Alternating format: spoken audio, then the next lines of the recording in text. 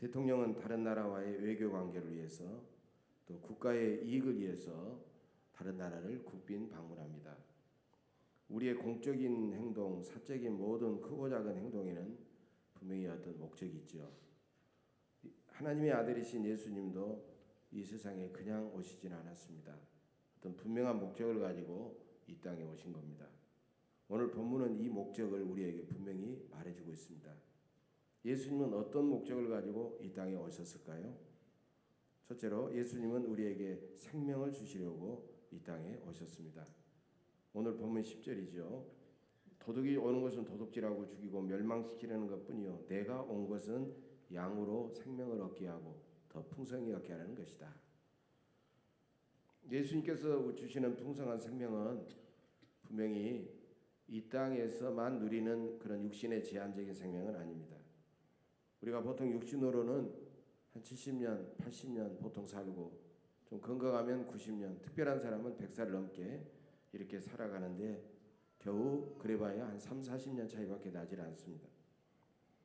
예수님께서 주시는 풍성한 생명은 그럼 과연 어떤 생명일까요? 예수님께서 주시는 풍성한 생명을 영어로는 구별해서 쓰기가 어려우니까 그냥 라이프 이렇게 해서 번역을 하지만 헬라어로는 조에라는 말을 쓰게 됩니다. 조에라는 말은 육신의 생명을 포함한 모든 영적인 생명, 하나님이 부어주시는 영원한 생명 이렇게 해석할 수가 있습니다.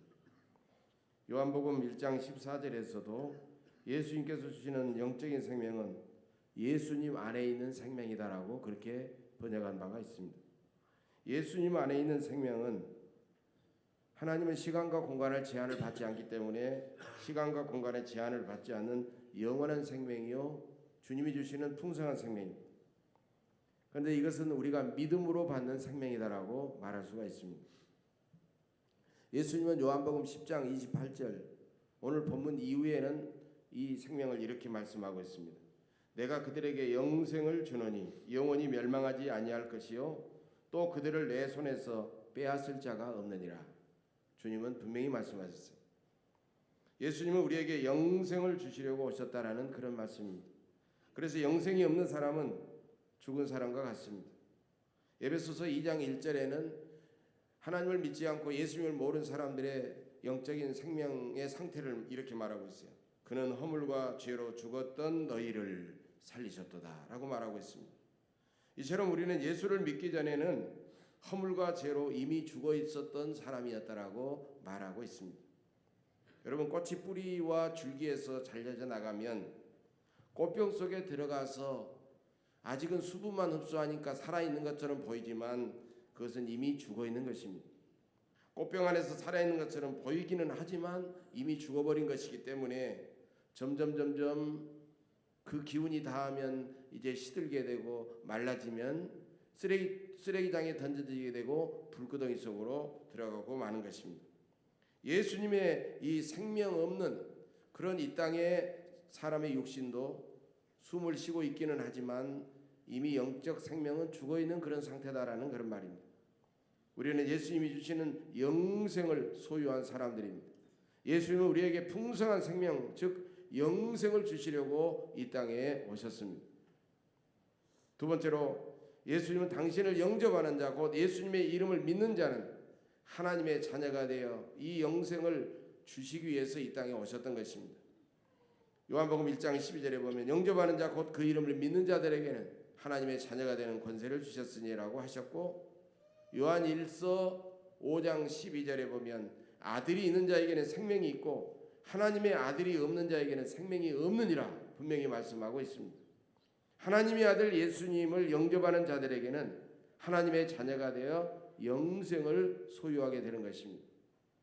여러분 임금님의 자녀다 그러면 임금님이 가진 모든 부와 권세를 다 누리고 나중에는 임금의 자리까지 얻게 되지 않습니까? 엄청나게 많은 특권과 영광이 주어지지만 여러분 임금의 자녀가 된다고 하는 것은 쉬운 일이 아닙니다. 그러나 하나님의 자녀가 되는 것은 누구에게나 열려 있다는 겁니다. 누구에게나 열려 있습니다. 남녀, 노소, 빈부, 귀천, 인종과 사상과 언어와 종교를 가리지 않고 누구든지 예수님을 믿고 영접하면 하나님의 자녀가 되고 영생을 누리게 되는 것입니다. 또한 예수님의 영생을 얻는 것은 천국의 시민권을 얻는 것입니다. 빌립보서 3장 20절이죠. 그러나 우리의 시민권은 하늘에 있는지라 거기로부터 구원하는 자고 주 예수 그리스도를 기다리노니라고 말하고 있습니다.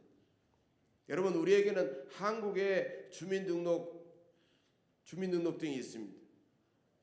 그래서 우리는 한국의 국민으로서 주민등록증 때문에 모든 의무도 해야 되지만 권리도 누릴 수가 있는 것입니다. 하늘에도 하늘의 시민권이 있다는 것입니다. 비행기나 열차를 탑승하려면 반드시 탑승권이 필요하듯이 우리도 천국에 가려면 반드시 천국의 시민권이 있어야 된다는 것입니다. 이 천국의 시민권은 바로 우리 안에 이미 누리고 있는 영생인 것입니다. 아들이 있는 자, 곧 영생이 있는 자에게는 천국의 시민권이 주어지지만 아들이 없는 자, 곧 영생이 없는 자들에게는 천국의 시민권이 없기 때문에 천국에 들어갈 수가 없는 것입니다. 그러면 어떻게 하면 예수님의 영생을 얻을 수 있을까요? 그것은 에베소서 2장 8절에서 이미 말씀하고 있습니다. 너희는 그 은혜에 의하여 믿음으로 말미암아 구원을 받았으니 이것이 너희에게서 난 것이 아니요 하나님의 선물이라. 그렇습니다. 영생 얻는 구원은 돈이나 어떤 공로나 선행이나 이런 것들로 주어지는 것이 아니라 우리에게 거저 주시는 하나님의 선물이라는 것입니다. 여러분, 영생을 만약에 돈을 주고 얻는다라고 생각하면 이 땅에 몇 명의 특권층들만 천국에 들어가게 될 것입니다. 영생을 어떤 지식을 가지고 얻는다고 하면 특별히 어느 학교 이상 나온 사람만 들어갈 수 있다고 제한될 것입니다. 그러나 공평하신 하나님은 누구든지 천국에 들어갈 수 있도록 선물을 주셨다라고 말씀하고 있습니다. 우리가 가진 영생은 곧 하나님의 선물입니다. 그러면 영생의 가치는 얼마나 될까요? 영생의 가치, 영생은 그 무엇과도 비교할 수 없는 가장 가치 있고 가장 소중한 것입니다. 여러분, 이 세상에는요 정말 진귀한 보물들이 너무나도 많이 있습니다. 수백억 원이 넘는 주먹만한 물방울 다이아몬드도 있고 또 1000억 원이 넘는 그런 고미술품도 있습니다. 하지만 그런 보물일지라도 육신의 생명과는 바꿀 수가 없습니다. 그래서 주님께서도 마태복음 16장 26절에서 사람이 만일 온 천하를 주고도 온 천하를 얻고도 제 목숨을 잃으면 무엇이 유익하리요? 사람이 무엇을 주고 제 목숨과 바꾸겠느냐라고 말씀하고 있습니다. 바로 이것은 영원한 생명이 아니라 육신의 생명을 말하는 겁니다. 그래서 청교도의 3대 거물인 토마스 굿인이라는 분은 생명은 존재에 주어진 최고의 선물이다라고 말하고 있습니다. 여러분, 우리 존재에게 가장 큰 선물이 있다면 생명인 것이죠. 또 영국의 유명한 존 러스키는 우리에게 생명 외엔 다른 재산이 없다라고 말한 바가 있습니다. 거의 동일한 같은 의미를 가지고 있는 것이죠. 여러분, 우리가 잠시 숨을 쉬고 살아가는 생명, 그래서 우리가 가슴이 뛰고 뇌가 활동을 하고 모든 이런 육신의 숨쉬는 생명의 활동을 가지고 있는 육신의 생명도 이렇게 귀중한데 여러분, 영생은 얼마나 더 귀중하겠습니까? 사도 바울은 영생의 가치를 나중에 깨닫고 나서 빌립보서 3장 8절 이하에서 이렇게 고백하고 있습니다. 또한 모든 것을 해로 여김은 내 주 그리스도 예수를 아는 지식이 가장 고상하기 때문이라. 내가 그를 위하여 모든 것을 잃어버리고 배설물로 여김은 그리스도를 얻고 그 안에서 발견되려 함이니. 여러분, 이렇게 말하고 있습니다. 바울은 예수님이 주시는 영생의 가치를 알고 이 땅에 내가 지금까지 귀중하게 여겼던 모든 것들을 다 배설물로 여겼다라고 그렇게 고백하고 있습니다. 예수님은 우리에게 이 영생을 주시려고 이 땅에 오셨습니다. 그러므로 우리가 예수님 안에서 누리는 영생은 세상의 그 무엇보다도 귀중한 것으로 우리는 믿습니다. 예수님은 우리에게 영생을 주시려고 어떻게 하셨습니까? 예수님은 우리에게 영생을 주시려고 자신의 귀중한 목숨을 버리셨습니다. 본문 11절에 나와 있죠. 나는 선한 목자라.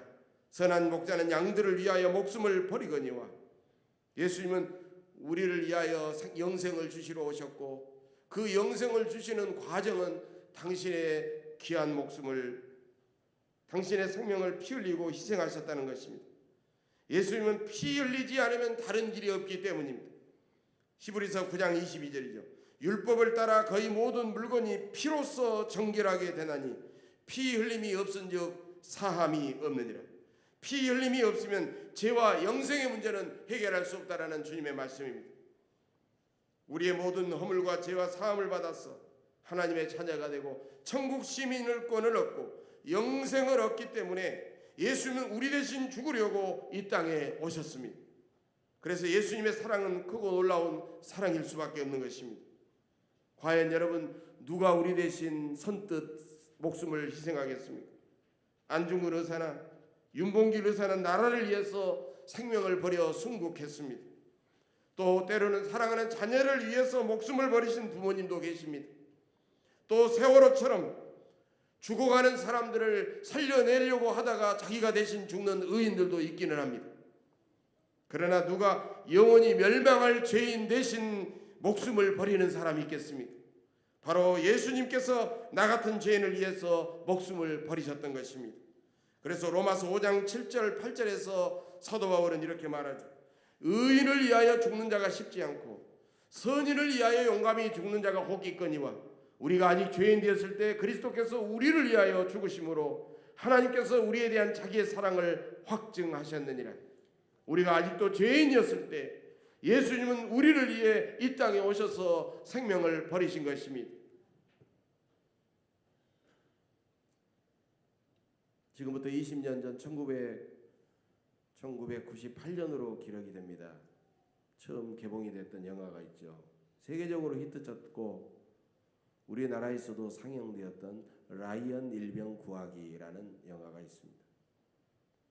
굉장히 많은 전쟁 영화의 아주 정석을 보여주고 많은 사람에게 감동을 줬던 그런 귀한 영화였습니다. 명장이었던 스티븐 스필버그 감독이 2차 세계대전 프랑스의 노르망디 상륙 작전을 배경으로 또 실제로 있었던 실화를 바탕으로 만들어진 명화였습니다. 적진 깊숙이 들어간 라이언 일병, 자신들의 사랑하는 형들은 다 죽고 마지막 남은 이 라이언 일병, 부모님이 국가에 간청을 하자 어떻게 하든지 이 라이언 일병을 살려야 된다라는 그런 애절한 마음으로 그 라이언 일병 한 명을 구하기 위해서 미국 정부가 10여 명의 특수부대원을 적진 속으로 띄워보냅니다. 어찌 보면 너무 무모한 그런 일이었죠. 그래서 처절한 전쟁을 치룬 다음에 특수부대원 10명은 모두 다 희생이 됩니다. 그리고 그 대가로 결국 라이언 일병만 살아서 돌아오는 그런 영화입니다. 영화는 여기서 끝나지 않습니다. 마지막 장면에서 수십 년의 세월이 흐른 다음에 라이언 일병은 이제 노인이 되어가지고 특수부대원들이 잠들어 있는 국립묘지를 찾아가서 자신을 구하기 위해서 희생했던 그 특수부대원의 지휘관인 대위의 묘지 앞에서 그리고 나머지 다른 요원들을 바라보면서 이렇게 고백하면서 영화는 끝이 납니다. 대위님, 저는 부대원 모두의 죽음이 헛되지 않도록 최선을 다해서 살았습니다. 사랑하는 교회 여러분, 우리 예수님은 우리에게 영생을 주시려고 이 땅에 오셨습니다. 예수님은 우리의 죄와 허물 대신 죽으시고 우리에게 영생을 주셨습니다. 우리에게 영생을 주시기에 자기의 생명을 버리신 예수님의 크신 사랑을 우리는 기억해야 됩니다. 그리고 우리가 그 주님의 사랑에 늘 감격하면서 최선을 다해 살다가 머지나 예수님을 천국에서 우리가 만났을 때 예수님, 저는 예수님의 그 은혜와 사랑을 잊지 않고 부끄럽지 않고 최선을 다해서 살았노라고 여러분 고백할 수 있게 되시기를 간절히 바랍니다. 나를 위한 주님의 희생이 헛되지 않도록 날마다 더욱 주님의 성령의 능력 안에서 최선을 다하신 여러분들의 삶이 되시기를 주의 이름으로 간절히 축복합니다. 기도하겠습니다.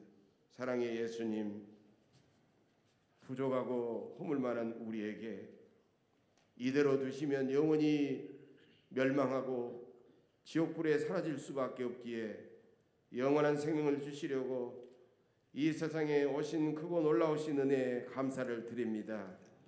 그 은혜를 언제나 기억하고 감사하게 하옵소서. 그 은혜를 입은 사람답게 주님 보시기에 부끄럽지 않게 살아가게 하옵소서. 감사드리며 예수님의 이름으로 간절히 기도하옵나이다. 아멘.